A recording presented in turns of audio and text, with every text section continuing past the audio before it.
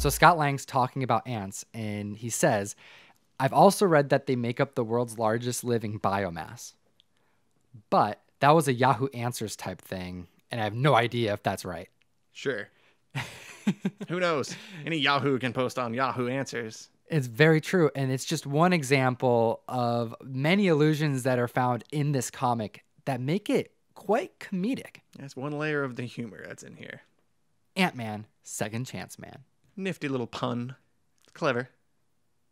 Although this is probably like his third or fourth chance if we're counting, but no, you know, it's rude to count. You don't count chances. Aquaman's finished, and you can watch the Aquaman Trench videos in our playlist. We're moving on to Ant-Man, Second Chance Man. Second chance, man. Quite comedic. Yeah, actually. Like, a lot more than I was expecting. I seldomly actually laugh when reading comics. Very I true. laughed in this book. In this one issue, there's just a ton of really good lines. What was your favorite line in this comic? That Vietnam reference. When Oh, to the talking about- marriage? He's talking about his marriage to his ex-wife, and he's like, my marriage was like the Vietnam War. Like, there's no way to win. Like, the biggest mistake was just getting in it in the first place. Like, that was funny. I thought It that is was really legitimately clever. There is, so this story, this Ant-Man story is, if you liked Paul Rudd in Ant-Man, if you enjoyed the Ant-Man series that Marvel's producing in cinema, this is going to be really your best bet in graphic novel form. Yeah, this is as close as it gets, I think, to the tone of that first movie. To even like the character, even like Yeah. this is Scott Lang. He's a 40-year-old, almost washed Failure. up, He's a failure. Like, of a dad, even kind of guy, but he gets this opportunity to become a superhero, and he really enjoys being a superhero. he does. He wears the costume all the time, which makes it really funny. Does he ever take it off in this issue? In this issue, no. I don't think so. I mean, maybe there's a couple shots of him talking to his wife at some point in the issue. I thought even then he was wearing He the was costume. I don't always- remember him being out of the costume. Let's just put it that way. Don't recall. And regardless, the times that he's in the costume, Hilarious. for sure, it's hilarious because Yeah. it's like the worst time. Job Because- interview. Bad idea. Yes, you don't want to interview in your superhero costume. So, what is this issue about? Well, it's Ant-Man's self-proclaimed second chance, man. It's basically 3 parts, like most stories do. Yeah, you could say that's like a general story structure, I guess, if you want to get literary with it, like a 3-act story. And then the first act, which kind of plays out throughout the issue, is Yeah. him doing like this. He's breaking in. It's kind of like the framework of the issue is over. It keeps cutting back to his break-in attempt.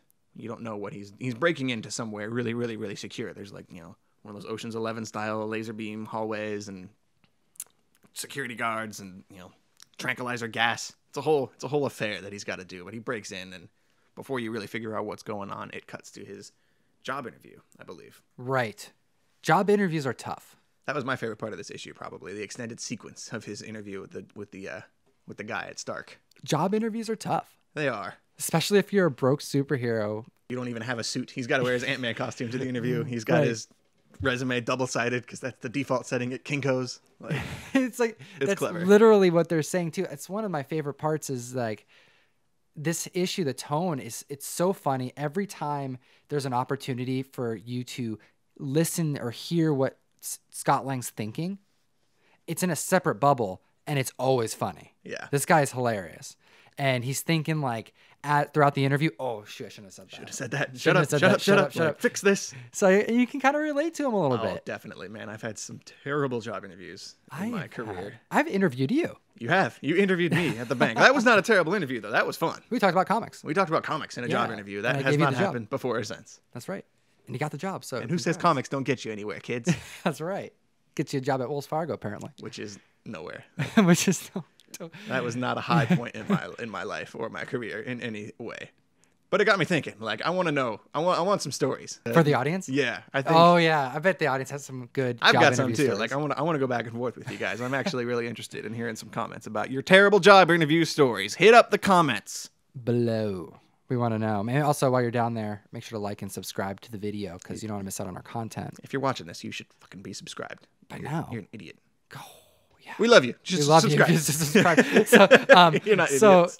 the second part of this issue is this job interview where he's trying to get a position at Stark Tower as Yeah. their head security guard. And you find out that this interview, part of it is he's got to prove to Tony Stark that he can do some, break into stuff.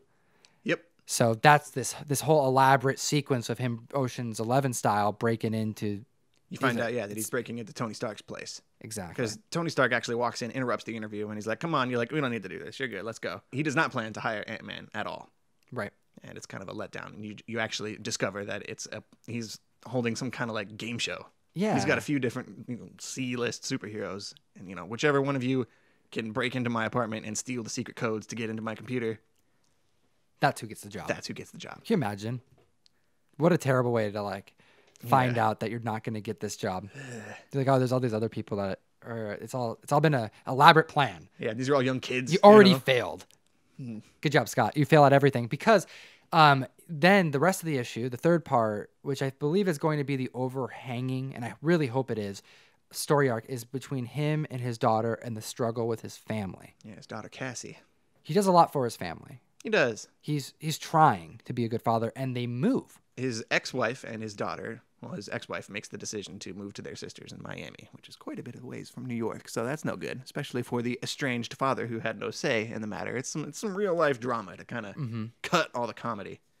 I think if this is the direction that they go, I think you're going to like it, not being a fan of romantic storytelling. Yeah. It would be really cool to have the love that is referenced in the story to be about his daughter and his family and not of this reconnecting with his estranged wife, or a new person, you know, something weird like that, which it's really easy to dive into something like that. So I'm excited to see where this goes because we also had my favorite panel at the end of this issue. It's just so much fun. This issue is fun. Yeah. I don't know how else to put it. I'm excited to read the rest of this. And I hear that Taskmaster is the main villain in this, which is hell yeah, But the last panel of this issue, Scott decides to go and travel to be with his daughter, or at least live in the same. He got the job from Tony Stark. Oh, and he passes it up. He passes it up because he wants to go chase his wife and kid down in Miami. Right. When he gets there, it looks like, we don't know where he's living right now. Yeah. But what they show you is that there's a toy store. Yep. He goes into the toy store and he buys a little, it's like a replica of Tony Stark's apartment, which is a weird thing to sell at a toy store. But something you'd buy from Marvel. Like a model kit. It's a model kit with a couch and stuff in there.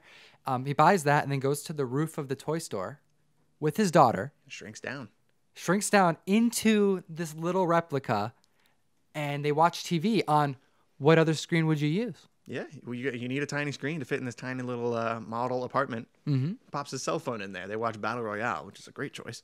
Heck yeah. They watch it on the big screen because they're tiny. It's a cute little way to end the issue. I thought it was awesome. Yeah, super creative. I like this. You think about the character a little bit differently. This is what I like about these superheroes that aren't as grandiose, epic, and Thor. They have to Silver Surfer is trying in our other saga that we're covering. He's trying to prevent half the universe from getting destroyed. Ant-Man's just trying to make a buck so he can see his kid, Yeah, and total it's difference. Very different, but I like the pace. I like the humor, and I'm excited to pick it up in issue number 2. Couldn't have put it better myself, my friend. Thank you so much for watching the video. We hope you enjoyed it. Make sure to like and subscribe. And as always, don't forget to geek responsibly. Until next time. Enough said. Thanks so much for watching the video. Don't forget to like and subscribe. GeekStreet101.com. You can go there to get some comic books. You can get your merch there as well. And if you take a picture and post it on social media and tag us wearing the merch, we'll probably include you in a video. So that's pretty cool.